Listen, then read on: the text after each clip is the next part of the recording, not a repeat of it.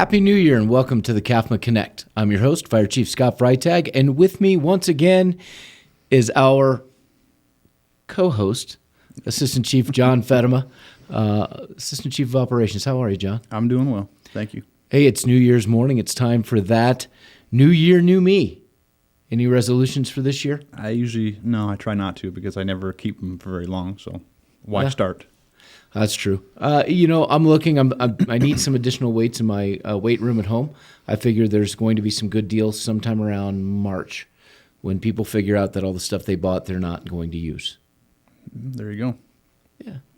We'll see how that goes. It's interesting, though, when we look at 2020, so many people just want to give 2020 the boot. And I can understand that. I think you understand it. Yes. No, absolutely. And there was a lot of challenges, a lot of obstacles over this last year, and I think a lot of folks are looking ahead, like hopefully, like we talked about I think last week, right? That things will be better, but that's not always the case.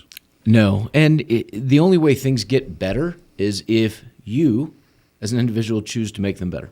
I see 2020 as, yes, there were challenges, but I think the main problem with 2020 was people.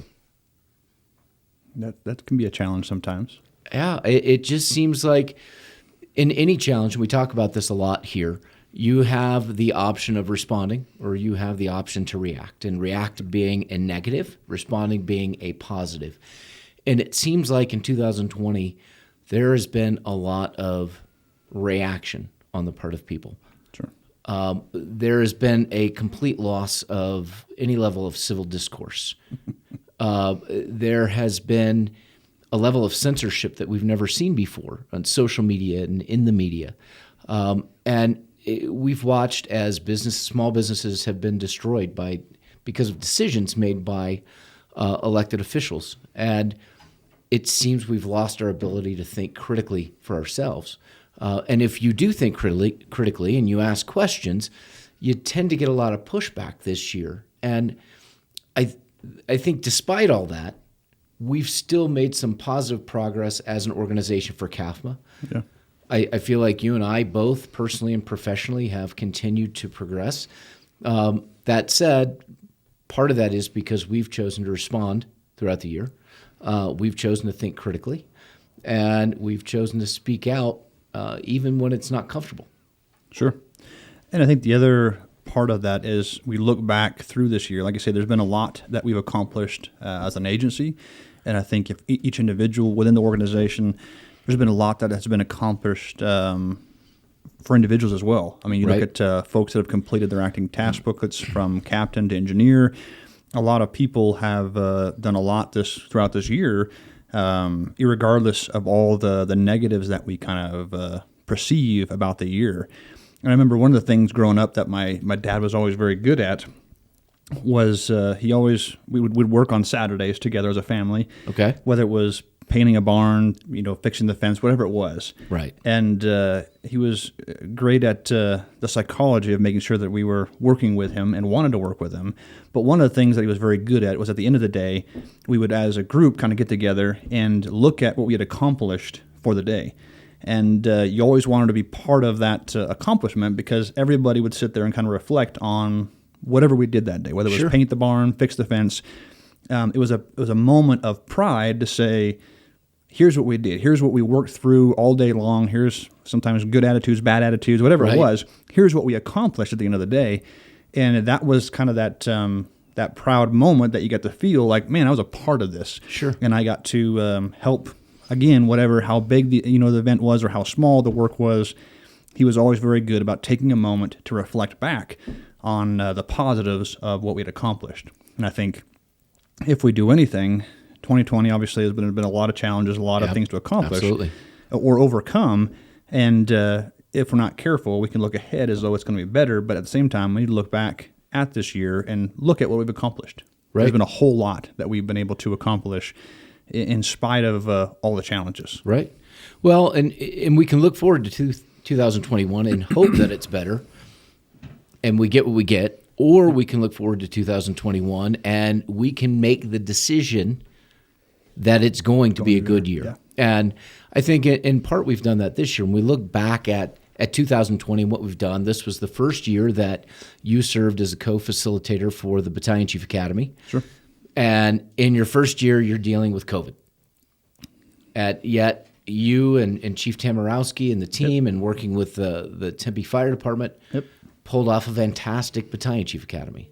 Yeah, obviously, like you say, there was a lot of folks that came in, a lot of support from around the state, from a lot of fire chiefs from around the state that came in and helped make that possible, including Chief Reese, who helped, facilitate during a time when, there was a lot of anxiety related to getting people, outside of the agencies together in a group.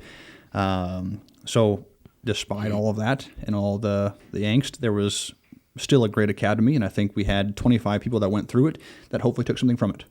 The feedback from it was fantastic from what I saw. And from the Arizona Fire Chiefs Association perspective, I think we all felt that it went very well. Sure. And I don't want to say it went very well in spite of COVID. I think had it been a non-COVID year, this would have been a very good academy, the way you guys approached it. The NFPA 1403 program that we hosted here at CAFMA, I think we may have been the only agency in the United States who hosted a 1403 program this year. There's been a few that have come. I think we were one of the first ones to kind of offer it back up. Okay. I think there's been a few that have come in since then. But, we were one of the first that kind of picked back up and started going again, and which is a good thing. And again, that class was filled up before we even sent it out. Right. Like there was a lot of folks that needed it. And again, one more little aspect of what we've accomplished during a year when it was easy to cancel things, right? And with justification like, well, it's COVID, and where we've tried to push through some of that and say, no, we're going to try to continue to move forward. And I think as an agency, with the support of all the personnel, I think we've done that in a number of areas. Right. No, I would agree. I think when we look at our training program, Captain Merrill and Chief Parr have done a fantastic job this year despite having to limit the number of people in classes, continuing to progress. Because one of the things I think people need to understand about the fire service is you're either learning or you're falling behind.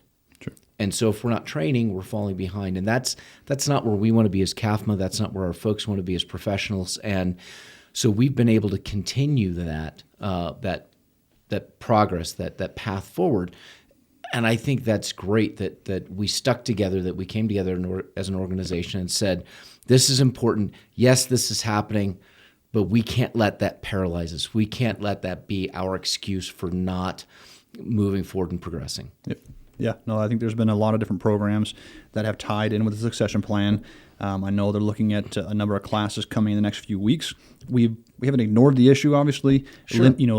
Continued to focus on our personnel within the organization and some of the folks in the surrounding areas, but trying to make sure that folks have had the training to continue to move forward according to the succession plan, and hopefully as we look at testing, in the near future, that the folks that want to be prepared for that test will have had the opportunity to be prepared for that test. Right.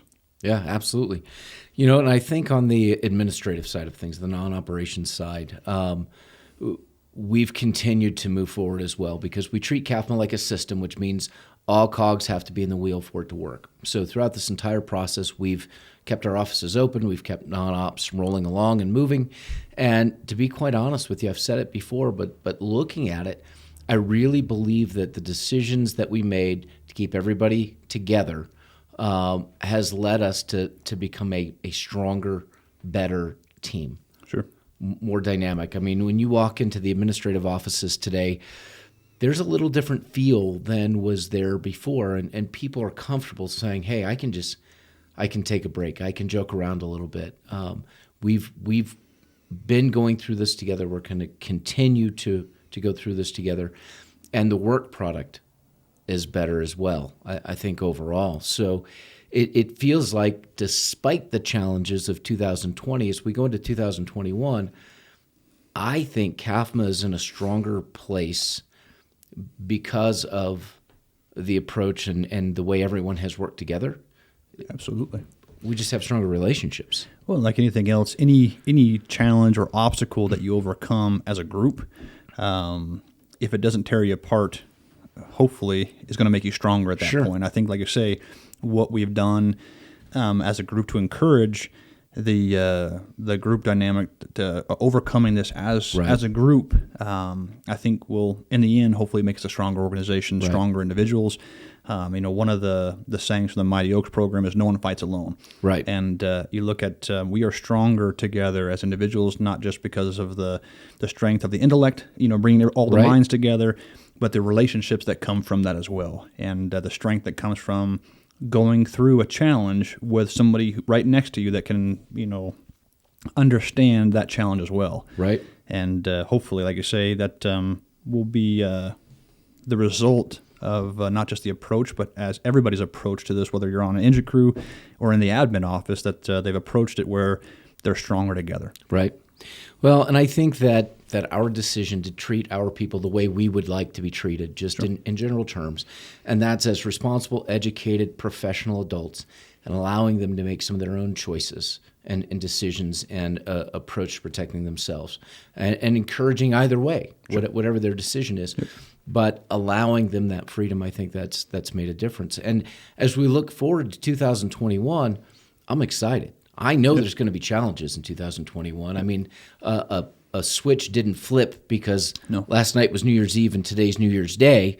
It's just Friday. Yeah, I think like anything else, it's a season, and the season we're in, it will end. Yeah, it'll end eventually, and again, hopefully, we're stronger because of it. And like I say, the season doesn't change 1 week from now, or 2 days from now. It's going to take time to get there, and our response in this time, our perspective during this time, is going to help facilitate that change or not. Well, and I think we have some great things coming up in 2021. Captain Merrill went and attended the Train the Trainer for the NFA Leadership Series, and so that kicks off next week. He has an ISO program coming up in the next couple of weeks as well. We've developed, working together with training and senior staff, and developed a CAFMA-centric leadership 1 week program that we're going to kick off this spring. We have a one-day seminar that we're going to start putting all new employees through later this year that HR's worked on.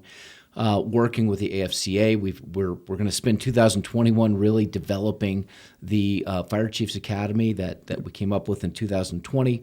So really, it'll be 2022 before you see the fruits of that labor. But I don't know. I always feel like there's some excitement when you're creating something. Yeah. And putting it together. So for CAFMA this last year, and we don't have the numbers for December yet, but as of November, our call volume was up significantly over 2019. We're estimating, would you agree with a 6 to 8% increase in call volume? Yeah, I think it'd be in that range, yeah. And typically we're at 4%. So the area's growing, construction's booming. There's some great projects on the drawing board and on the horizon. One in particular I don't want to get into the specifics of, but it's a construction project that we've never had within our jurisdictional boundaries before. And so we're really excited about that and what that's going to bring. Hopefully that comes to fruition. Yeah. So just a lot of positives continue in 2021 for us. Yep. No, I agree. I think there's a lot to look forward to and a lot ahead of the organization and this community that I think will be good. Right. So we're going to 2021 more growth.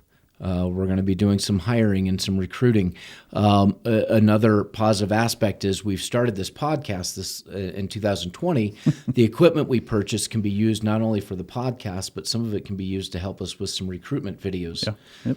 And our HR manager, Patty Brookins, has some great ideas for some recruitment videos, which I think is going to be exciting. One of them, we take our folks, because we have a pretty diverse organization. Sure.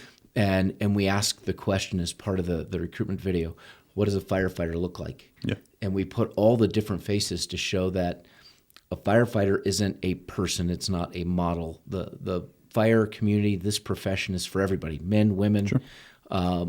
Just a diverse cultural background. Yeah. So I think that's exciting just to think about the fact Yeah. that we could do that. Well, like I say, it's open to anybody. The opportunity is there for Right. anybody to take the next step.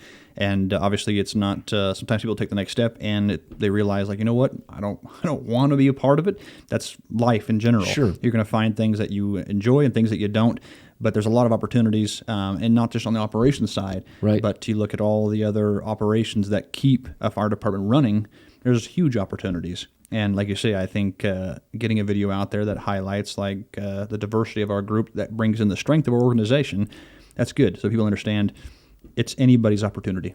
Well, and the other thing we want to do, the second video, it relates to that morale curve that was developed in the 1960s. They were trying to figure out why people got in. I think it was the Peace Corps, and then they got in, they expected one thing, they saw what the reality was, and they're like, this is not what I signed up for. And when you look at police and fire department recruitment videos, we typically see things blowing up and fires and auto extrications, and that can happen on occasion. Yeah. But our regular life, we are taking care of the things that the citizens have entrusted us with, which includes scrubbing toilets. That is a big part of it. And you can either do it well or not do it well at all. Right. Sweeping floors. Those are things we want you to see so that you understand what the fire service is about. There's more to it. Cooking. I had to learn that. I was struggled with that at the very beginning. And coffee. Cooking, coffee, Yes. things like that. Yep. A lot of training. So I think 2021 is going to be an exciting year. As I said, I'm making the personal choice for me that 2021 is going to be another good year. And I'm not going to say a good year to make it sound like 2020 wasn't. Sure. 2021 is going to be another good year, despite everything that's happening around us. We're going to encourage people, look forward, look for the positive in everything. As a matter of fact, we've talked about it before. Kayleen, when she was on, threw Leo under the bus. Yes. And I thought that was a great idea. You agreed? I completely agree. I didn't have to do it. I know, it's perfect. So we have Leo lined up, but what I really like about Leo is his story. Yeah. And I think as we look at 2021, we look at the year ahead, I think when Leo's on here, I think he's someone that the folks are going to find inspiring. It seems like you're forecasting maybe the possibility that he's going to be on here. Is that what we're doing? Yeah, we're not forecasting. Leo, if you're watching this, I'll see you next week, buddy. Perfect. So, John, thank you for a great 2020. That was the year you got promoted, so Yes, thank you. a good year for that. It's great having you here. It's great having you on this. I know it's not your favorite thing, but you do it anyways because we understand the importance of it. With that, we'll close it out. Any closing thoughts for final 2020 and moving to 2021? I don't. I didn't think you would. Perfect. So thank you all very much for watching. Again, make the choice to make 2021 a great year for you and your family. Until next week when Leo's on, I hope you enjoy your weekend.